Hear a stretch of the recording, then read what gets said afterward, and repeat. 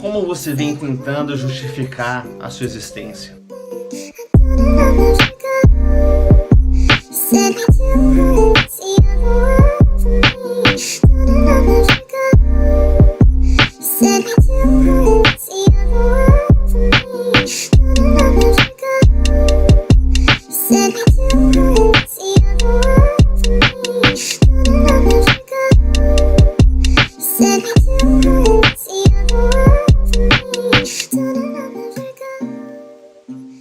Fala galera, bem-vindo ao meu canal aqui no YouTube. Meu nome é Matheus Messias e no vídeo de hoje vamos falar sobre justificação.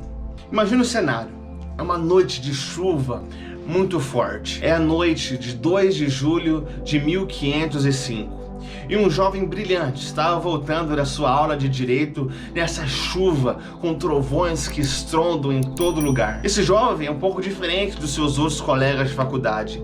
Era um jovem extremamente medroso. Ele é aterrorizado com a ideia da morte. E tudo isso porque ele carrega dentro de si um terrível medo de Deus. Então, quando ele está voltando para casa apenas essa chuva, um raio cai muito perto dele. Então, no momento de adrenalina, ele faz a seguinte oração: Santa Ana, ajuda-me e eu me tornarei monge. Esse jovem se chama Martinho Lutero. E ao chegar são e salvo em casa, ele cumpre o seu voto e passa a dedicar a sua vida à religião. E para cumprir o seu voto, ele se torna um monge no monastério da ordem agostiniana. Mas foi nessa época da sua vida que o quadro espiritual dele se agravou terrivelmente. Quando alguém perguntava para ele se ele amava a Deus, ele respondia coisas do tipo: amar a Deus? Como assim amar a Deus? Às vezes eu odeio ele. Às vezes Jesus não parece nada para mim do que um homem com uma lança pronto para me tragar. Lutero passava horas e horas por dia dentro do confessionário até ter a plena certeza de que ele havia confessado todos os seus pecados, muito mais do que seus outros colegas monges. E mais tarde na sua vida ele disse que se ele houvesse continuado com esse ritmo de jejum, oração, de vigílias, de autoflagelação, ele mesmo teria se matado. Inclusive foi nessa época da vida que ele teve o seu sistema digestivo danificado pro resto da vida por conta da sua autoflagelação, não é essa palavra? Da sua autopenitência. Esses eram tempos sombrios na história do mundo. Tempos em que o evangelho estava encoberto e a religião dominava o mundo. Mas os efeitos do esquecimento do evangelho não são tão diferentes quanto daquela época hoje em dia também. Todo coração que não é justificado pelo evangelho tenta se justificar com alguma outra coisa. O atleta olímpico britânico Harold Abrahams, quando estava nos Jogos Olímpicos de Paris de 1924, uma hora antes de correr a corrida dos 100 metros rasos, ele diz o seguinte: quando eu pisar naquela pista daqui uma hora e ouvir aquela pistola atirar, eu tenho 10 segundos para justificar a minha existência. 10 segundos para justificar a existência.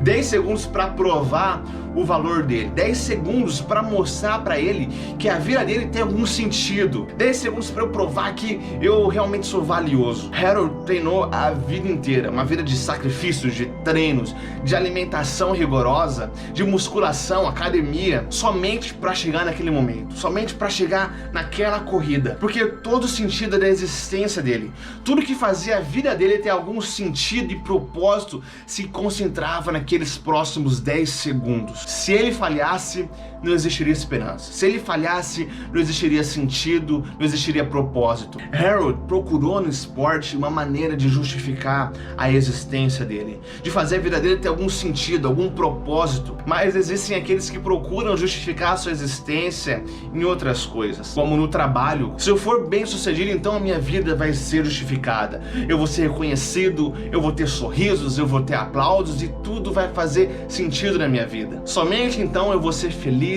e vou me sentir valorizado. Existem aqueles que procuram justificar a existência através de um parceiro de vida, um parceiro romântico, sabe? Se eu encontrar um parceiro perfeito, aí sim a minha vida vai ter valido a pena, a minha vida vai ter sido justificada. Somente então eu vou ser feliz, eu vou me sentir satisfeito e realizado e valorizado. Somente então a minha vida vai fazer sentido. Sabe, de uma maneira ou de outra, as pessoas que não conhecem o evangelho tentam justificar a sua existência a partir de alguma coisa.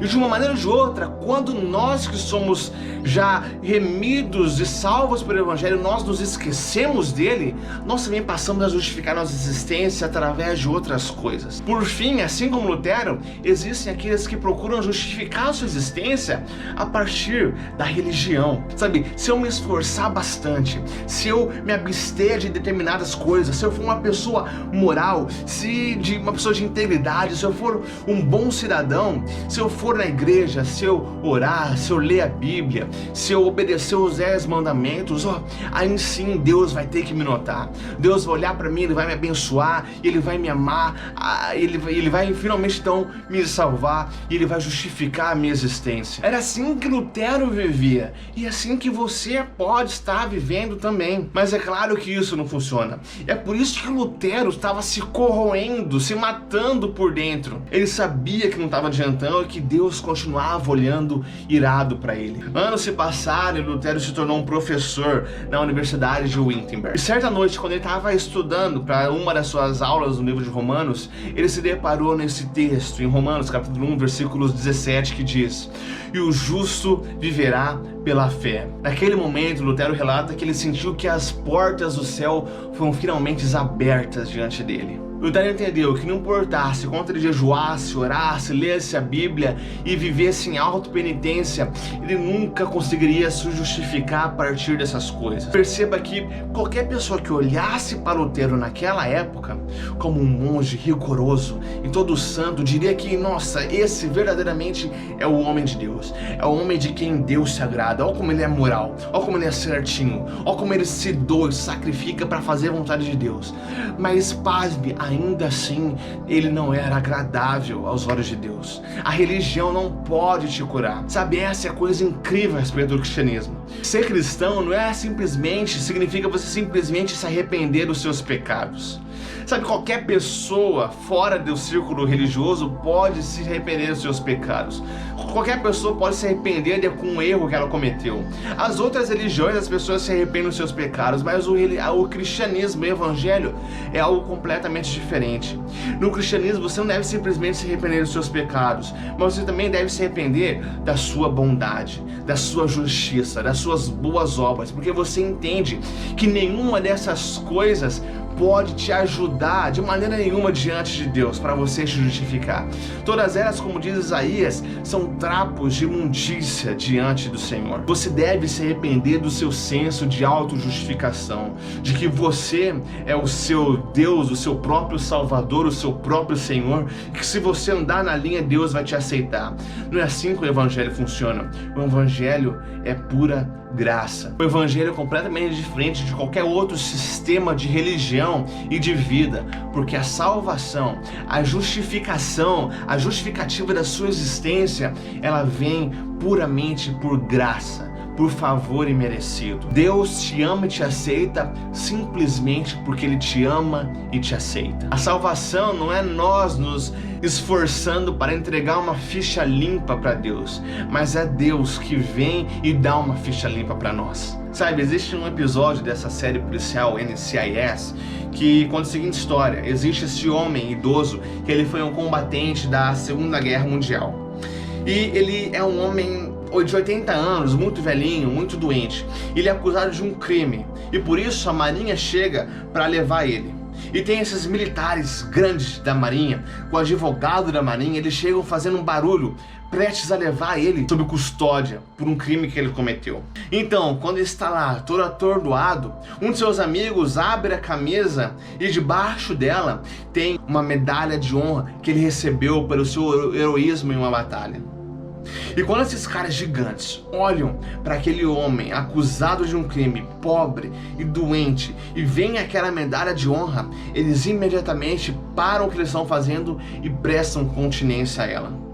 Eles estão prestando continência à medalha. Eles sabiam que eles deviam fazer isso. Perceba que naquele homem pobre em si, nada, mas naquela medalha de honra, tudo. Sabe, quando Deus nos aceita, Ele passa a olhar para nós da mesma maneira. Não naquilo que nós fazemos, não pelos nossos crimes, pelas pessoas que nós nos tornamos por conta do pecado, mas Ele olha para nós como se nós tivéssemos feito tudo aquilo que Jesus fez em vida. Nós estamos cobertos com as medalhas de Jesus. E agora, um dia no futuro, todo o universo, as montanhas, as estrelas, todas as coisas vão bater continência perante nós. Então é isso, galera. Obrigado por assistir mais esse vídeo aqui no canal. Por favor, não deixe de se inscrever aqui no canal para que você não perca nenhum vídeo que sai toda sexta-feira aqui no canal. Deixe seu gostei, por favor, compartilhe com seus amigos para fazer essa comunidade crescer e atingir cada vez mais pessoas com o Evangelho da Graça de Deus. Se você quiser ajudar esse canal de uma outra maneira, adquira o meu livro Justiça e Graça. Ele está com promoção e com frete grátis para todo o Brasil. O link está aqui embaixo na descrição. Então é isso, obrigado por assistir mais esse vídeo, um abraço e até a próxima.